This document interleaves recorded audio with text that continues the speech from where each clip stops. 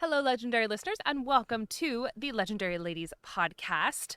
I'm one of your hosts, Amy. With me is Kat. Morgan is on Hello. vacation.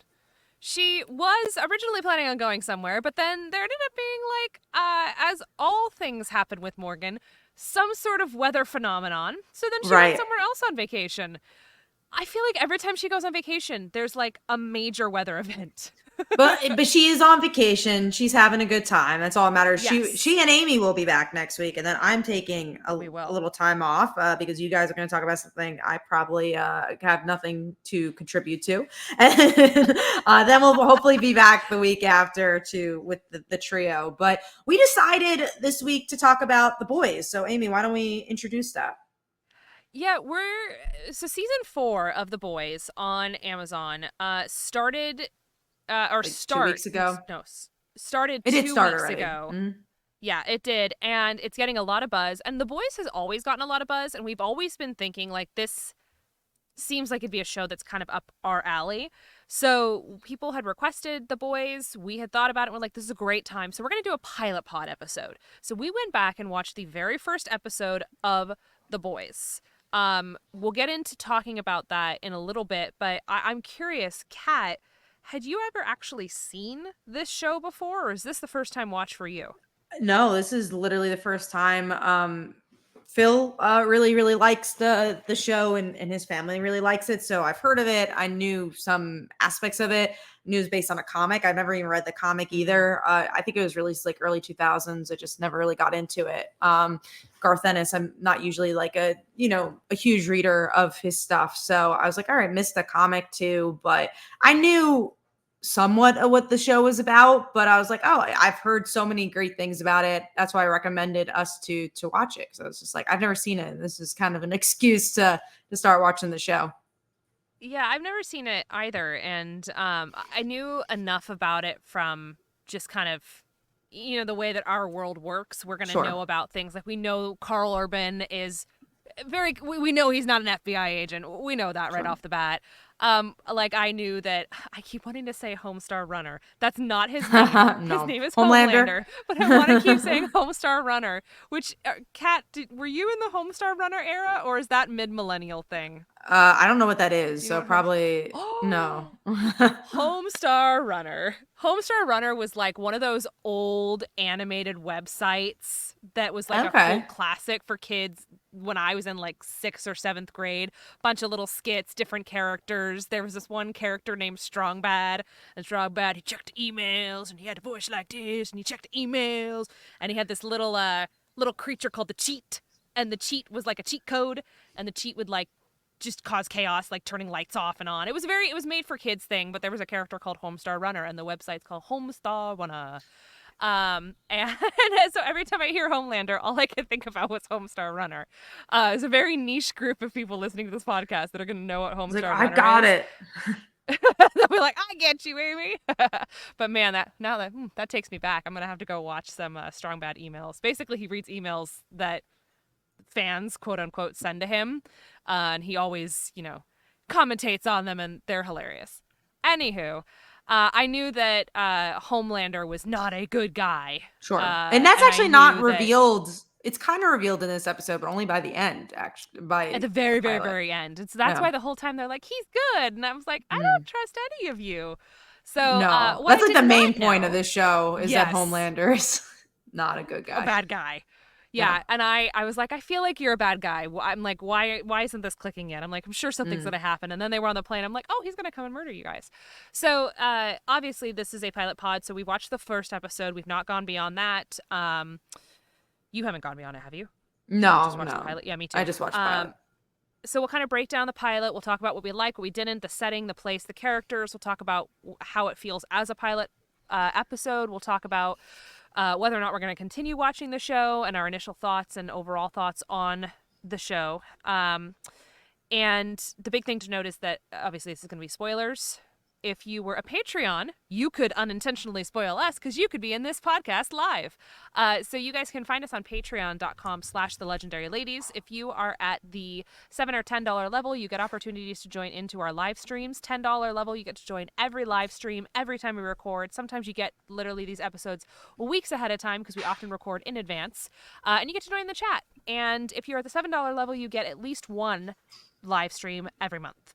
So please consider joining us and supporting us. Your support goes a long way. It helps everything from our audio equipment to all of our fees that we have to pay, which people don't realize start to really, really add up when you're doing professional podcasting like this. So we really appreciate everybody who is our Patreon members. Shout out to all of our amazing patrons. We love you. We do And if you're at the appreciate you. $5 level, you get all of our exclusives and you get to join in the chat. Like we had a really wild discussion going for a while there about QR codes. It was very interesting.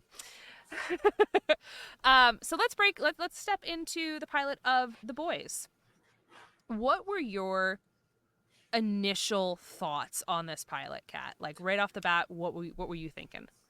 I liked it. It was very much in my wheelhouse of what I like about superheroes. And yeah, I thought it was really interesting that the characters are really based on commentary of DC characters, right? Superman, Batman, whatever. But the show is actually a commentary more on Marvel, more on the success of these Marvel movies and television shows. And I thought that was super interesting to see. And I thought that was actually what was really different about this show, because we have seen a lot of superhero things over the years try to commentate on the genre. You got Watchmen, you got things that changed the genre and changed from the Silver Age to the modern age, like The Dark Knight Returns.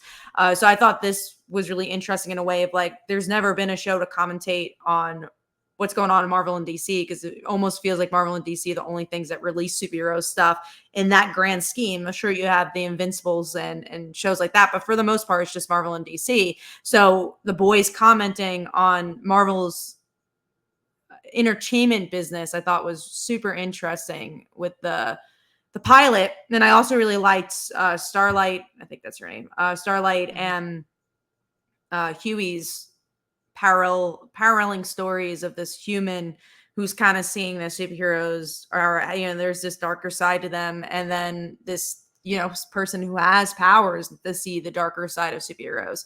So I really liked that parallel, and I think that really worked for the pilot. And something that is hard with streaming shows in general is the pacing. A lot of times, like I think Stranger Things really started this, where it's like, here's a 60-minute episode, but the last 5 minutes is where you actually get any information. But this show does a really good job at pacing. Yeah.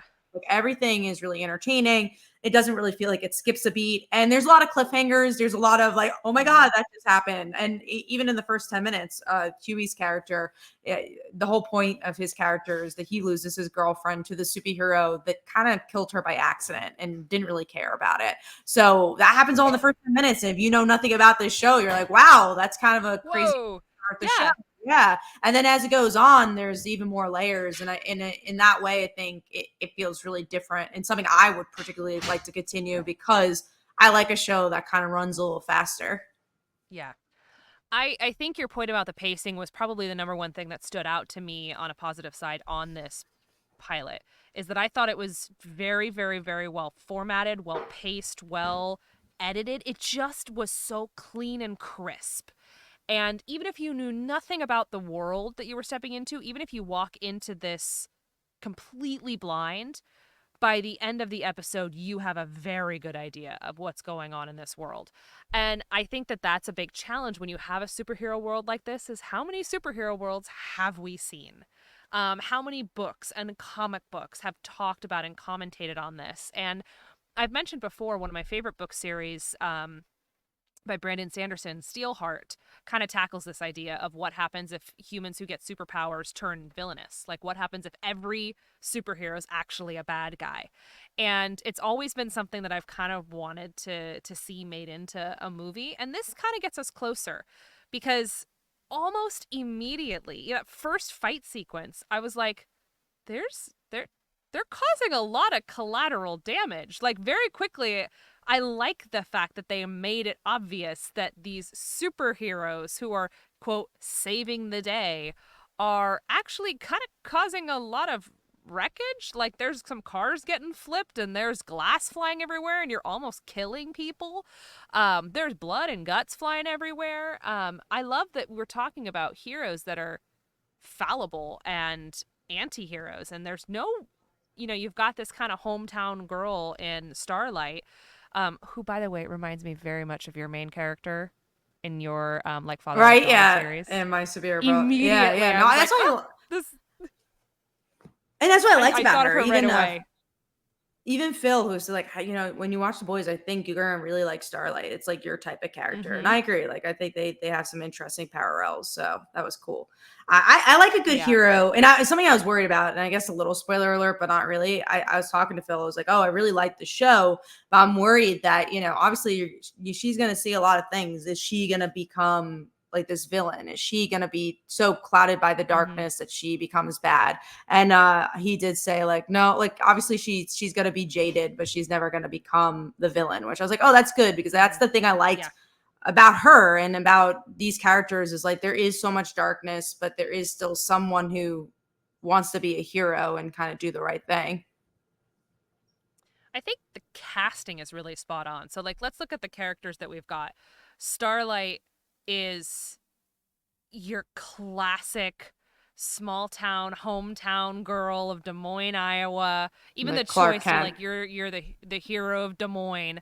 Um yeah, you've got these superpowers, but you can see she's even in that opening sequence where she's practicing in the morning and exercising, she's still, she still has work to do. Like she's not nailing it perfectly. Like she's still growing as a what they call, I think, super abled characters.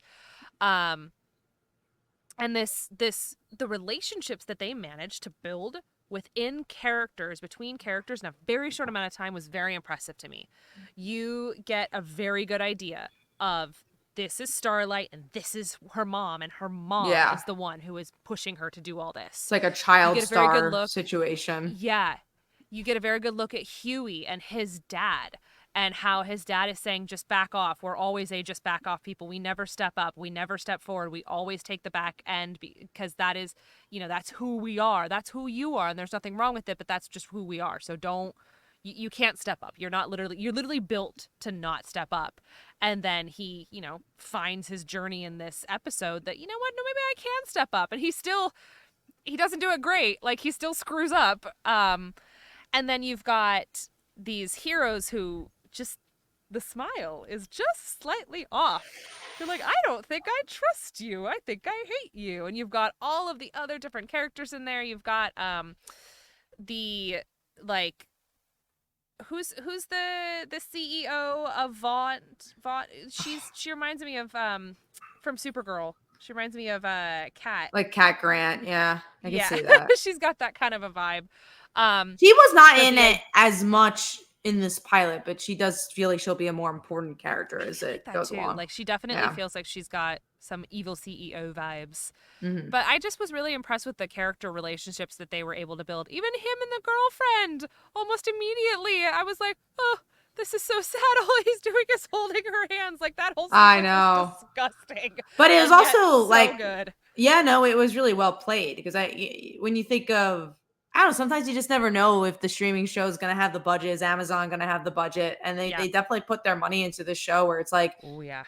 you don't even recognize it, you don't feel like you're watching a movie. Honestly, like they do a really good job at using their budget. We do have Rachel in the comments, our Patreon member, Hi, who says Rachel. that the CEO is Madeline Stillwell. That's their name. So I'm guessing they do become a popular character. And then Rachel also says there are a few characters who were male in the comics and are female in the show, and she's one of them. That's cool.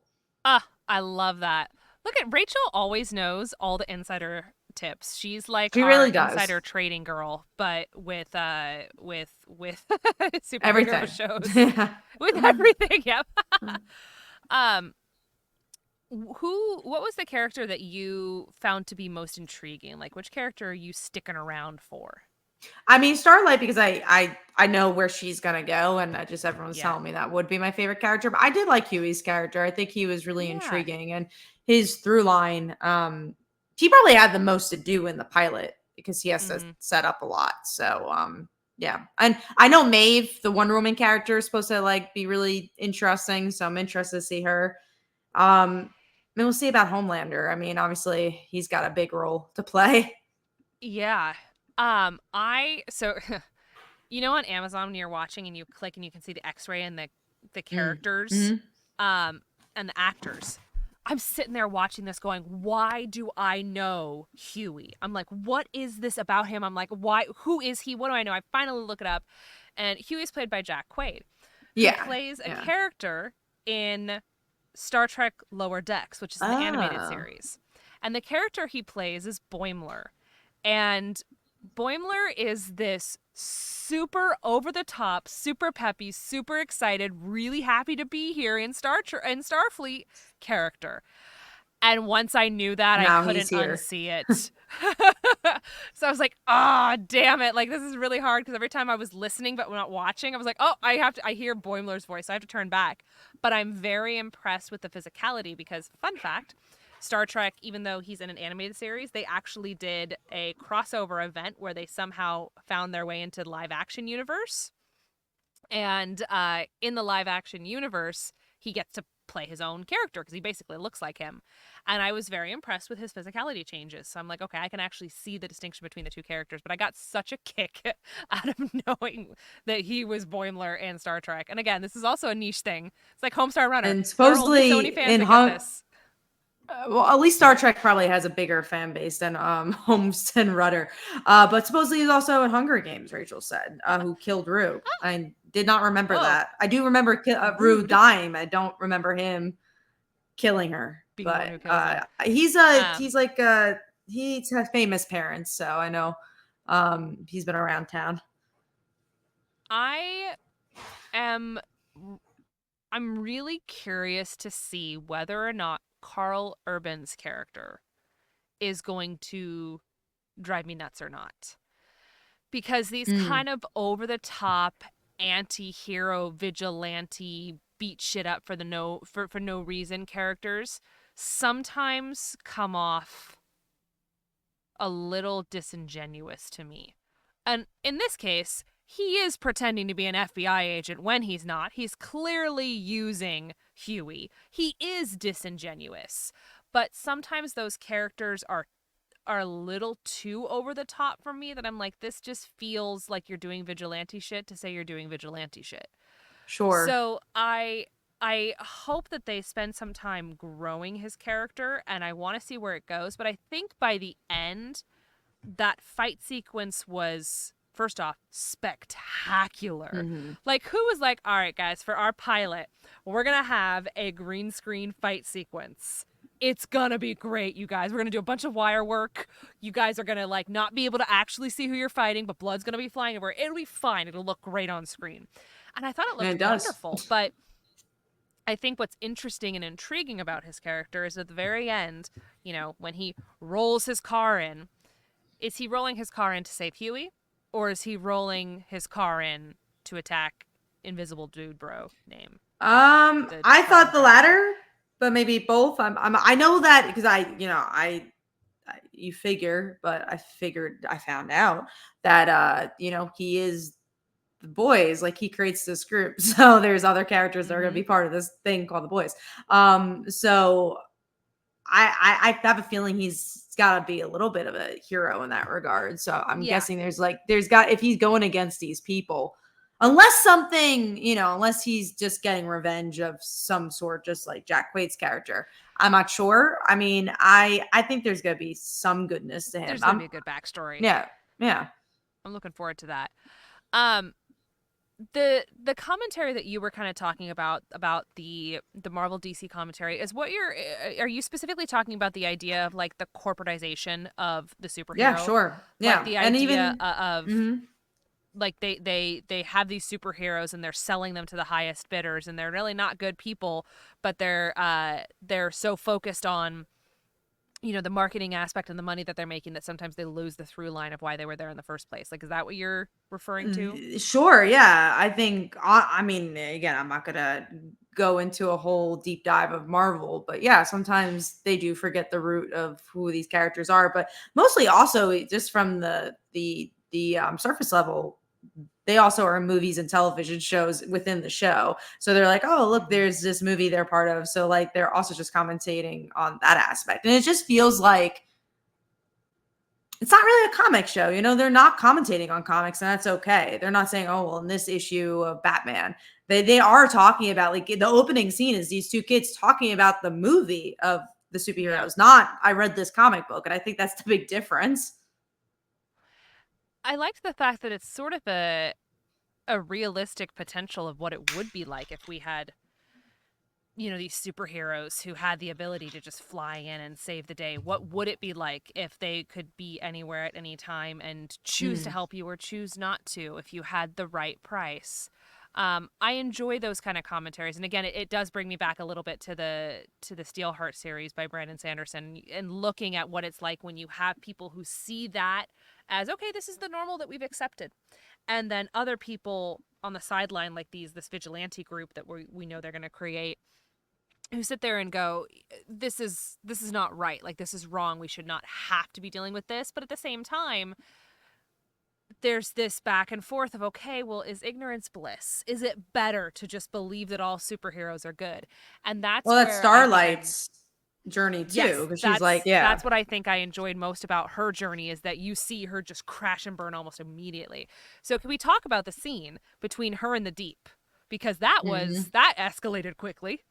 Like, Sure. that was a a really wonderfully done commentary on workplace misogyny and Mhm. what it's like to be a working woman in a quote man's world.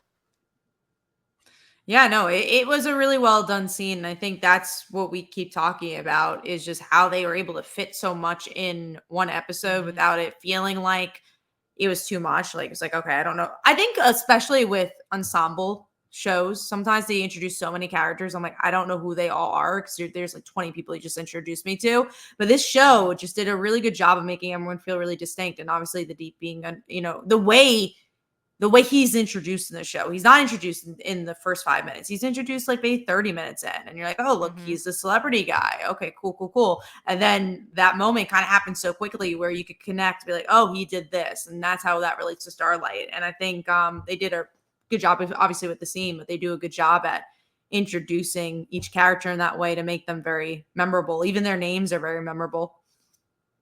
I remember as soon as he comes on stage, I was like, oh, I got the ick, as the kids Hmm. say. I felt the ick right away, and when he's talking with her in the room, I was like, girl, get out. Like, this is wrong. He's not right. Something's off about this. Um, I think what struck me most about that whole sequence, first off, I liked the little comedy. I liked the jarring dichotomy of the comedy of her turning around and his pants are gone. Like, Hmm. not just down, but gone. Sure. Um, with the reality of, oh my gosh, what is about to happen. Wow. But I really liked the scene after, where she's in the bathroom crying, and she goes and she's now with the only other woman superhero on the team, who basically tells her to just buck up and get over it. Hmm. And in a way that suggests, I've been there, I've done that. It's kind of how we all have to do it. Don't let them see you cry. Move on. Sure. And that is such a classic challenge with women in the workplace environment in general, is Hmm. that the women who have been through this before, you learn to sort of steal your mind and steal your heart and be like, this is just something that we had to do. I lived through it, thus you should be able to live through it. And that's such a challenge that a lot of that I remember when the Me Too era came out, is that there was a lot of commentary about younger folk and younger women and younger men who were coming forward and saying, these are the things that have happened to me in the workplace environment. And there were members of different generations who would say, you know what, we dealt with all that. We dealt with all that. You should be able to deal with it. Why are you making Sure. such a big deal about it? And these younger folks saying, we shouldn't have to deal with this.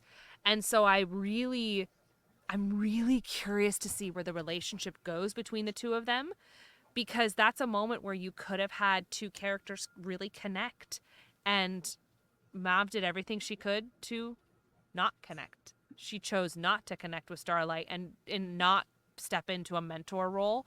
and she basically left her to dry. And so I really enjoyed that. I was very, very impressed, especially if her and maybe Rachel can answer this in the chat. Is her character supposed to be female in the comic books, or was that something they modified? Because if that was something they modified, they did it really, really well. Yeah, maybe something for Rachel to answer on that one because I'm not really sure with the characters for the comics, but I uh, I think that's what's in. Again, it goes back to what I think is really interesting about this episode is how they commentated on just so much, like you were just saying, like the Yeah. workplace harassment, but then you're like, it's also commentating on commercialism and celebrity and just so much in one episode where you're like, wow. I can see why a lot of people love this show. It's just like Mm-hmm. it feels like there's just so much meat, and I think in this day and age of streaming, sometimes you just don't get that as often. Like I think there's a lot of Yeah, we've great had a lot of golden those. age television, but there's also a lot of slow shows. We a couple of my friends and I, we were doing the NYC Midnight contests, and all of Mhm. us on our second round got assigned political satire. Who wants to do a show? Who wants to write political satire? But it strikes me as we're talking about this that this is a political satire. Oh yeah, by far. This is like hands down, and that's one of the hard things when they give you that a genre. They're like, this political satire. I'm like, the only political satire I know is like South Park. I'm like, I'm not going to write a South Park episode. I'm like, that's not. But you forget that things like this are a very effective form of political Sure. satire. So if you look at it from that point of view and how many different things they're commentating on, it's really impressive that they managed to do that in a pilot, especially a pilot that feels like a pilot. And we've talked about this at nauseum on different episodes about how challenging it can be when streaming shows just write as a streaming show and you don't Mhm. get a true They pilot. don't do This this was a at all. Yeah, this felt like a true pilot. I was very impressed with this It as a almost pilot. feels like there should be advertisement breaks. And now, now Amazon kind of does have advertisement breaks. So maybe that's why they built it I the way did. they do. I watched it Yeah. through Freevee, so I Yeah. got the advertising breaks.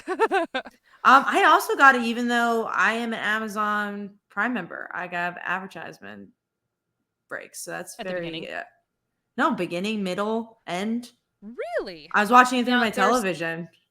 different versions of Amazon Prime now. Maybe There's that's one that's why, like and we no never ads. updated it. Yeah. No. I'm not doing that. I do it for Hulu. That's enough. They can't make Yeah. us watch all these ads. But no, maybe that's why they built it too. But I know it's 4 years ago, so I'm guessing they didn't have ads at that point. But maybe the show wasn't originally for Amazon. I don't know the background on that, but yeah, it um definitely shows that they built it like a pilot, which is just cool. And they have a cliffhanger too, where they Yeah. I don't know if this show started as a binge show, because now it's not. I know that for a fact. I know season 4 they released 3 episodes and then they do 1. So maybe that's also why they have to rely on the cliffhanger so much. Yeah, and you know what's interesting too is if you look back, I mean, it started in 2019. This is a show that somehow managed to thrive during COVID, which is always very I impressive. think a Like lot of they people watched it during COVID too, yeah, because I think it was yeah. like a big show that people watched to catch up on. Rachel in the chat, our gal of infinite wisdom, did let us know that the only thing about Mauve that's different from the comics is that she's a redhead in this show. In the comics, she's a blonde. So it is a character that is meant to be a female character to have Oh, that sort of nice. connection with Starlight. Um, I know it's weird, but do you ever have one of those supporting characters in a show where you're like, oh, that character is so briefly in the show but makes a huge difference? The Mm, press girl. The press girl who mm. was like ushering them all around, and she's like, "Okay, you're gonna come on stage, and you're gonna do this, and you're gonna do that, and smile, and you're so happy." You're like, "Really good move."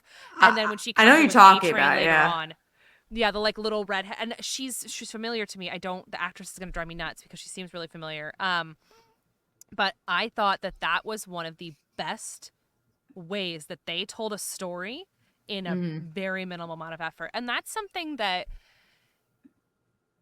I think a lot of not I don't. As we start to follow and watch more of these shows and really dig into more pilots, I think the thing that I've come to notice about the three of us is we like the shows that are smarter. We like the oh, for shows sure. that make fans figure it out, that give Mhm. fans and viewers the benefit of the doubt of saying, you know what? We can show, not tell. And Kat, you can kind of elaborate on when Mm. you're taught to write a script. Um, that show don't tell aspect is a huge part of script writing. And this is a great example of how they just introduce this character that's in 2 scenes. And all she does is just come in, usher a couple people onto the stage, tell them where to go, tell them she made a really good choice with the way she decided to do her video. And then as she's leaving, like, okay, thank you very much. That's all we're going to do. And then she walks out and she starts chatting with him. That moment, those two itty bitty little scenes, she probably has 6 lines, are so good at setting the core dynamic of what it's like to be a member of the Seven. And I love things like that. I love shows that give fans something smart like that and viewers something intelligent to look at and grab onto without having to tell us, the viewers, this is a corporate press secretary kind of world. No, I love writing like that.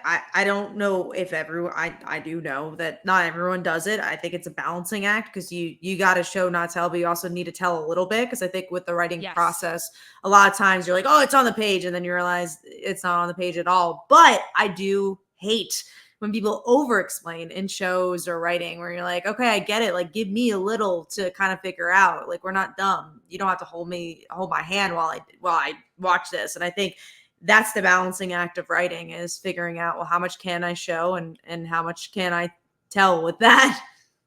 And what's interesting is formatting wise, I'm thinking about that. Mm, I think that their we're gonna tell you moment was when they're having the shareholders meeting and she has like the PowerPoint that she's talking about.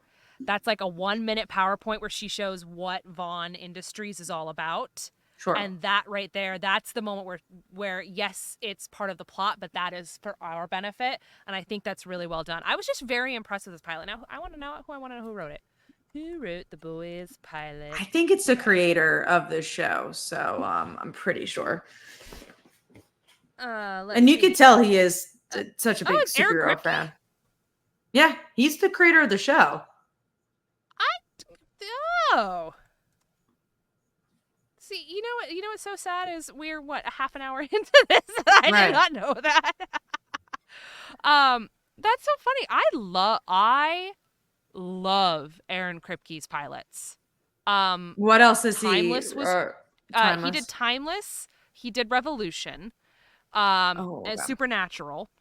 Hmm. I don't know if he did the I knew about Supernatural pilot, but I'm Supernatural. almost I'm almost positive I know he did the Revolution pilot, which I have Right. watched the Revolution pilot many times because I like the pilot itself. I think the pilot's Mm. great. The Timeless pilot, also excellent. It's interesting because both of those series has only lasted for 2 seasons, but both are Revolution was two. I incredibly thought it was strong one season. pilots. What? I thought Revolution was one, but maybe it was two, and I No, didn't watch the second season. it got 2 seasons. The second season is a little hit or miss, but Tracy Mm. Spartacco sells it. She's so good as Charlie. But I really enjoy that pilot, because if you think about it, The Boys, Timeless, Revolution, the three things that they have in common are effective world building in a world that basically already exists. Sure. So it's taking the current world we have and flipping it on its head. One's an apocalyptic, one literally involves time travel, and the other one involves superheroes. But you could still go to a corner store. And any one of these places, they're still on Earth eating the things that we would normally be eating, living the life and breathing the air we would normally be breathing. So it's world building in a space that already exists. And I really, really, really like pilots that manage to tell stories like that in those moments without overselling it or going over the top. I was very impressed with this. Yeah, no, again, I think it's an example of honestly a perfect pilot, and it's been a Yeah, while since we've watched like a perfect pilot on here, or at least a pilot that I I think even agree. if Morgan was on here, she'd be like, oh, I really Oh, like this. Like it's a show that's easy to, um, you know, easy to get on digest. board with. Yeah. So are you going to continue watching? Yeah, again, I wanted to watch it for the reason to start because I knew I would like the show. So I do, yeah, no, I Yeah. do think I'll continue. I don't know if it'll be like again, did I watch the episode right after I watched pilot? No. But I do Hmm. think I would like to continue the show. I will also probably continue the show. I Mm. don't know the degree with which I would, but I had started a binge of White Collar, and Mm, that does then seem up your I'm alley. taking White Collar so good. I've seen White Collar. It's a Mm. rewatch binge. because it was on Netflix, but I'm taking a break from Netflix right now. So maybe I will use freebies to my advantage and Yeah. watch this instead. Um, but I definitely really enjoyed this pilot. I think it was really effective, really entertaining, really good character development. I still will not ever be able to unsee Boimler as in this. I think, you know what's great, Kat? I think you would actually like Star Trek Lower Decks, the animated series, because it's got the Mm, kind of humor that you will okay. like. Maybe we'll do a pilot It's pod for it. it's did you ever watch Orville? No, because I don't really like sci-fi, so I never really got into You would it. like Orville too. The thing with this is it's sci-fi, but it's not. It's character commentary. I Orville do is like a that. character story about family in space that might have to do with Mm. aliens. Might. I would actually love to do the Orville pilot with you. I think you would We could do really Orville. enjoy the Orville pilot. Maybe we'll I put think that it'll be on our the list. the closest to a Star Trek thing I probably like. Something that's also interesting about this show is that I think there's so much superhero television on in general. You got stuff like Mm-hmm. Invincible or the Marvel shows. But I like that this doesn't feel like any other superhero show. And I think that's why I was struggling a Yes. little bit to watch it because I was like, there's a billion superhero shows out here. Why do I You're want like, to I don't watch want this another one? superhero show. But Agreed. this doesn't feel like every other one. It doesn't feel like a Flash or an Arrow. It's like it feels like its own thing, which I really appreciate. An oversaturated market. It's like, hey, look, we have a different log line. It might be this genre, but it's a completely different show. You're not gonna. You feel like you're watching a superhero show, but it's not a Mm-hmm. superhero show. So that's something I also very much appreciated. I like that too, and I don't think I really understood that until right now. Is that was one Hmm. of the main reasons I really enjoyed it. And why you would But maybe those of you who are continue. watching, yeah, those of you who are watching on YouTube, note that I'm losing the light. I'm recording outside because it is currently, let's see, it is 8:30 p.m. in San Diego, and it is currently 77 degrees. My apartment, yeah, has air conditioning, but it's so loud that all you would be hearing was so you guys didn't So want you're to hear saving that. us. So yes, so it was either that or I record indoors while sweating profusely. Yeah, So probably not fun. the sun is now setting, so we're gonna start wrapping up this episode. Kat, is there anything else you would like to share about the boys? No, I mean, like I said before, was just the idea of it being a superhero show that doesn't feel like it's been done before is what was really impressive to me. And being able to deconstruct the superhero genre in a way that doesn't feel like every other show that has deconstructed Yeah. the or product that's deconstructed superhero genre or deconstructed something. And I think that's why this show has shined as bright as it has. So I like in this little corner that Amazon's been creating with their comic book Yeah. indie stuff in particular, because they have obviously Invincible as well. They tried to do stuff with Paper Girls. So I appreciate them not just doing Marvel DC stuff. They're doing the indie stuff, which is cool. Mm-hmm. Yeah, I think overall my takeaway from this pilot was just it was really well paced and really impressive character work with what felt like very little effort. We know it wasn't very little effort, but it Mm, felt like effort. It felt like they didn't have to shove anything in our face. It was just a sure. natural progression of these characters. So other than that, we're gonna go ahead and wrap up. So next week, Morgan and I will be back, and I honestly don't remember what we're doing. I think we're I doing think it the was House up in of the the Dragon air. pilot. It might be Bridgerton. I know for sure that we are analyzing Bridgerton season 3 for our patrons. So if you would Mhm. like to listen to that, you can join at the $5 level. Legendary patreon.com/the legendary ladies. We are going to be analyzing season 3, the whole thing of Bridgerton. I have thoughts. Namely, what can I suggest? Namely the fact that I don't like Colin, who is the Mm. main character for season 3. Colin and Penn are the main two characters, and I don't like Colin anymore. So we're going to talk about that. We're going to talk about the fact that I felt like this season did not end on a happy note. Like nothing about Oh. it was happy other than the fact, yeah, sure, they had a baby, but that doesn't count. Like it just doesn't feel, something is off. And so Morgan and I are going to discuss what feels off about Bridgerton season 3. And if you guys are Um, on the same page, maybe Morgan Yep, will love it. maybe Morgan loved it. I didn't dislike it, but I know I'm not alone because my Instagram algorithm is mostly book talk girlies who watch Bridgerton currently. So It's a very I know I'm specific. not alone. That a lot of people, and I think one of the main reasons is that we have figured out. By me, I mean like me and the Instagram community have figured out is that there was so much screen time for the side stories that you actually lose the screen time of our main duo, Mm, and because of that, you lose growth between each scene. Growth has happened off stage, and because of that you lose the thread of what's happening and what's going on. But then I think that we were planning on doing the House of the Dragons pilot pod because that is taken off right now, and I have seen some clips and I am 100% gonna watch the series. I am so okay. excited.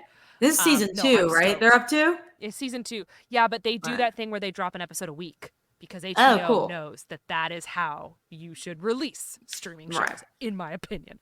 So, I agree. And they're Kat, what have releasing you the got? bear all together, which I'm not happy Did about. they really? They're going, yeah, end of the month. They're gonna do the whole season. I was like, oh, I wish that was episode by Oh, episode. And they did yeah. last year. It was episode by episode. So I don't know Huh. why they're doing this binge thing. That is interesting. What do I have coming up? I guess waiting Yeah, for the what you got going bear. on? But other than that, I'll be at New York Pride and I'm gonna be at Harlem Pride this weekend. So go check us out there. And we do have our Kickstarter ending right now for Transphoria. It's a trans and non-binary comic anthology. So go check that out. We're super proud of it. And we're happy to be doing all different queer anthologies. That's been really cool to add to our library. That's about it for me at Comic Uno for all my stuff.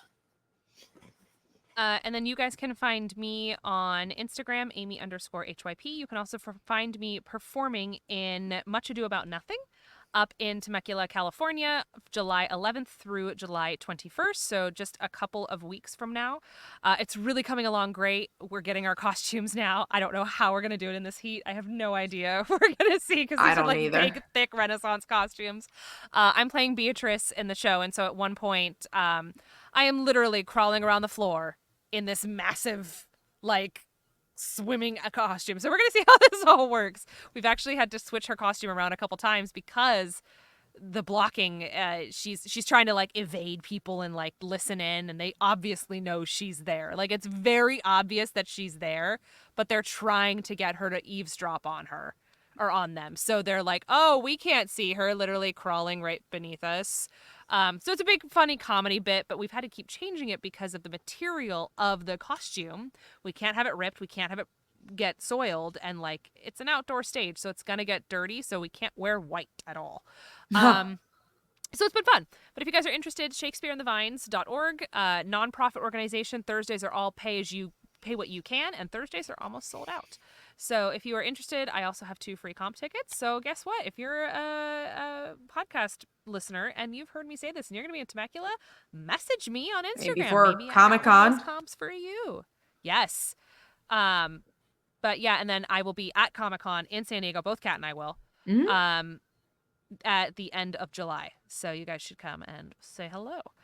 And I think that's going to wrap us up. Again, you can find us on Instagram at The Legendary Ladies. Twitter is legends_podcast. Email us. We love emails, and we haven't gotten an email in like 2 weeks.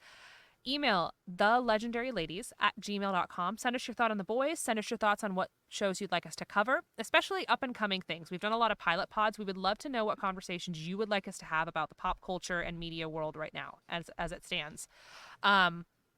And then you can find us on Patreon, patreon.com/thelegendaryladies. So that's going to wrap us up. We really appreciate you all listening in, and stay legendary.